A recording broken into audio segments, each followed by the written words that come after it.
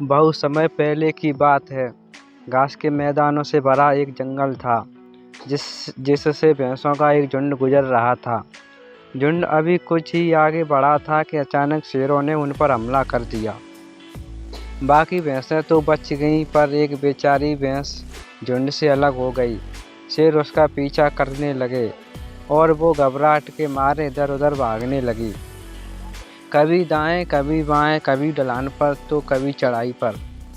भैंस इतनी डरी हुई कि उसने पलटकर देखा तक नहीं कि शेर अब कब के वापस लौट गए हैं।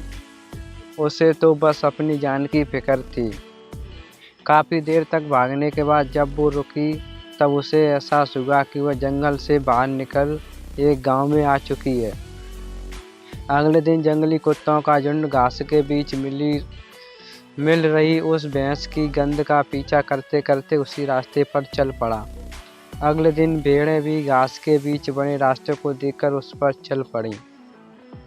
ऐसे करते करते बहुत से जानवर उसी रास्ते पर चलने लगे, और एक दिन जब जंगल में शिकार कर रहे नवयुवकों ने वो रास्ता देखा, तो वो भी उस रास्ते पर चल पड़े और गांव पहुंचकर खुश हुए कि उन्होंने जंगल से निकलने का एक सरल रास्ता खोज लिया है। फिर क्या था, गांव वाले भी उसी रास्ते पर आने जाने लगे। धीरे धीरे उस रास्ते पर बैलगाड़ियां चलने लगी, जिस पर किसान लकड़ियां काट कर गांव ले जाते और उसे शहर में बेच देते।